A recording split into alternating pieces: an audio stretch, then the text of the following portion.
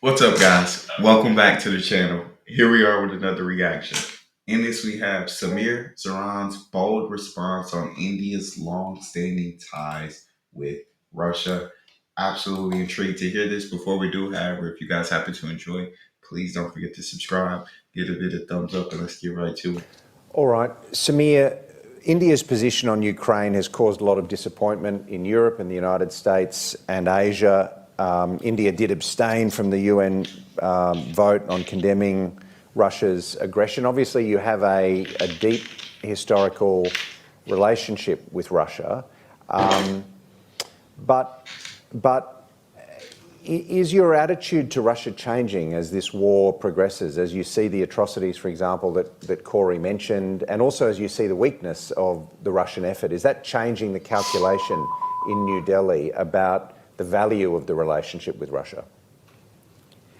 So, Michael, that's a question with many parts and many subtexts. But let me try and piece it into three parts. The first is our relationship with Russia changing?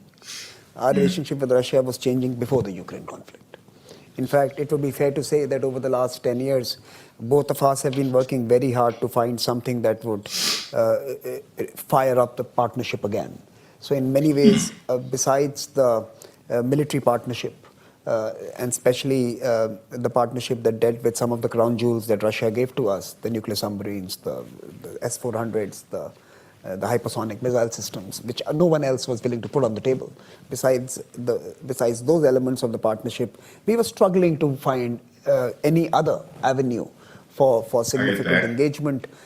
Energy was marginal because of the distance and geography, and some legacy businesses and legacy linkages continue to keep us closer. Russia was, by its inability to grow as an economy, by its inability to become an international actor, was limiting its nature of relationship with India through its own decisions. It wasn't that India was deciding that I'm changing, I've decided against Russia. Russia was just absent from our future, and it will continue to remain less significant as in the days ahead. So our relationship was changing. So I guess yeah. So he's saying the relationship was changing before the Ukraine conflict. Although India hasn't been one to condemn Russia, they haven't been one. I mean, they continue to buy oil from Russia as they should, because I feel like it's absolutely beneficial to the people, to the citizens of India. It makes life a little bit cheaper, like a little bit easier for India getting that oil from Russia, selling it to other countries. Like they're doing a great job. But I thought that relationship with Russia was just like always strong in a sense because it feels like I don't know they've always I guess when the U.S. attacked a couple of times, Russia stood there, whether that been for India or self-serving reasons. Russia was there. Even prior to Ukraine. But this does not mean that we don't have significant historical IOUs and obligations to each other. And Russia has been, USSR and thereafter Russia, has been a big support to India in the international system when everyone else wanted to sanction us or wanted to do things to us that we did not like. And for that purpose, there is that old historic partnership that continues to remain in the minds of many. And I always tell folks that the best way to assess this is by looking at that one development. In 2004, when India abstained from voting on the US invasion of Iraq, there was a furor in the Indian parliament. And the Indian Prime Minister and the Foreign Minister were castigated, and eventually they had to come out with a strong statement condemning American invasion, and they had to change their mind. This time around, when India abstained, there was no debate in the parliament. And this is the Indian parliament that can't agree on drinking water. We don't agree on anything, but we agreed on abstaining. And that tells you that there is a historical sense of that there is a friend. This is an India parliament that can't agree on drinking water. But they all agreed to abstain from that vote, which I guess that is absolutely big. Friendship that needs to be respected. Now, Yeah. I think that is a bit romanticized. And maybe this particular moment could be the time when we have cleared our obligations, and maybe it's a reset for the future. That's one part of the relationship. The second part is that,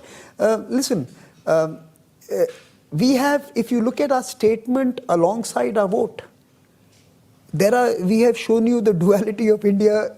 Again, that statement is a condemnation of Russia, but the vote is an abstention. And each time that has happened, if you read the text alongside the vote, you see the mood versus you see the act. The act is of history, and the mood is of your current assessment of Russian action. And I think that must be understood. You are not going to vote against America irrespective of the irrationality of America. You will either decide not to attend the UN that day or abstain from voting. The same reason, you have to understand the same pressures work on us. When we are asked to speak about it, we are quite harsh with our assessment of what Russia is doing. In fact, even at the BRICS meeting, our foreign minister has recently said that 2 countries out of the BRICS have violated the foundational principles of BRICS, which is respecting sovereignty and territorial integrity. So even in an internal BRICS meeting, this was mentioned. But it's not. Dang, I didn't know that. I haven't heard that. Shout out Modi, but I'm not surprised. He I'm not gonna condemn them because y'all want me to condemn them, but I will talk, right? I will talk to them and be like, no, I'm saying I don't agree. He said it multiple times that a solution will come on the battlefield. It must be diplomacy. It must be Russia. It must be Ukraine sitting at the table, talking to each other, figuring this thing out. He said that many times, and he said he doesn't agree with the war. He doesn't agree with it. He's not saying Russia is terrible for what they're. He just said, I don't agree with it. And these countries need to come together and figure out a solution. Just the statement. India will help you're with still that. importing Russian oil, as far as I know. Your central banks are working on a payment system to assist the Russians. Yeah. So Michael, My question though is the conduct of the war. Do you think both the atrocities, but also the ineffectiveness of the Russian military? Do you think that will change the relationship in the future? So I think all military planners around the world who have relied on certain kind of weaponry post the Azerbaijan conflict and now Ukraine would have to go back to the drawing boards and see what works and what doesn't work in modern conflict. And it would be fair to say that many folks would be assessing the usefulness of some of the investments they've made in equipments coming from Russia.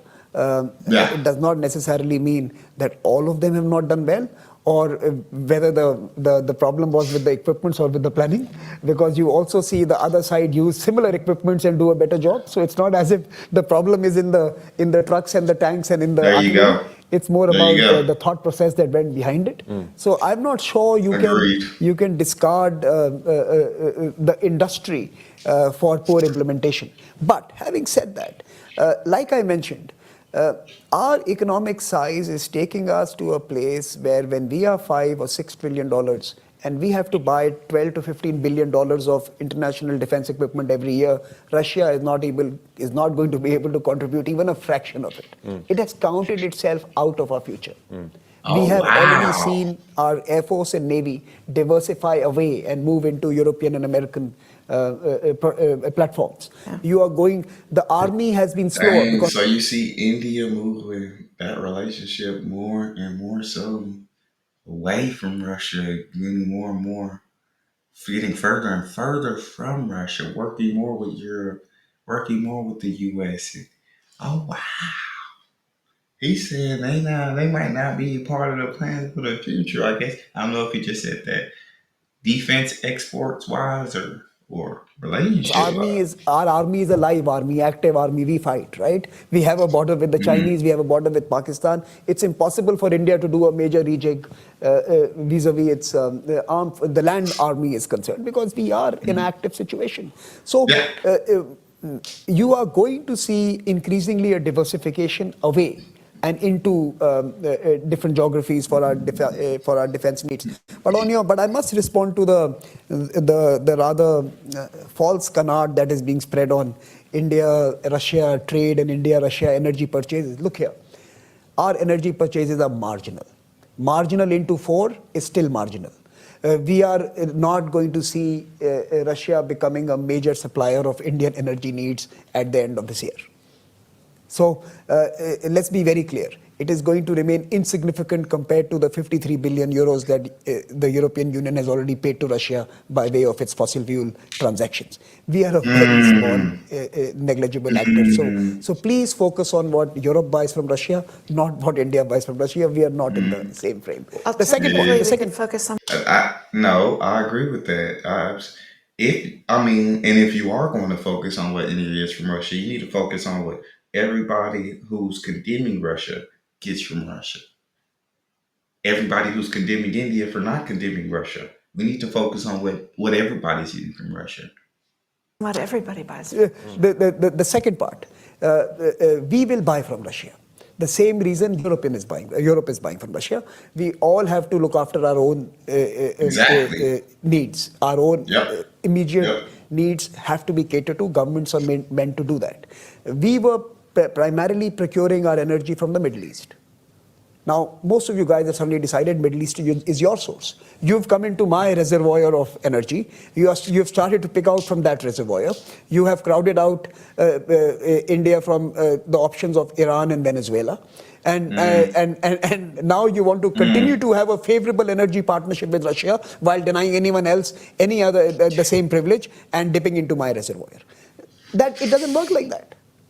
I need energy and I'm going to get it. And I'm going to get energy at the right prices. So we are going to see the same transactionalism happen in India that Europe is engaged with or America is engaged with. We are going to look after the interests of our people without having to compromise on what we believe in our principles. Those two are not related.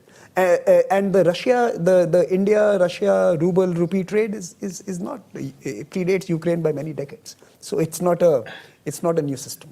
It has been activated because you have prevented us from using the SWIFT system.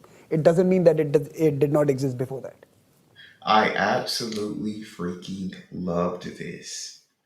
You guys came to where we were getting oil from. Y'all came to our source and y'all crowded us out of these markets.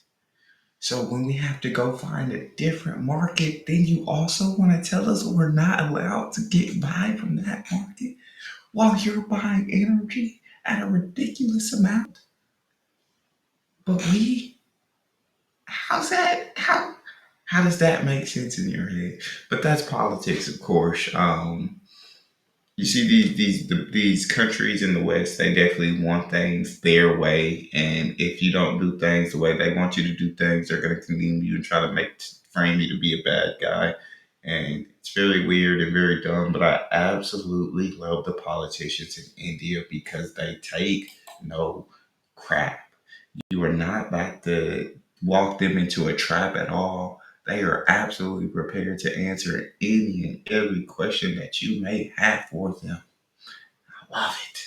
That's all we've got. If you guys enjoyed, don't forget to subscribe, give it a thumbs up, check out the next. I'll see y'all next time.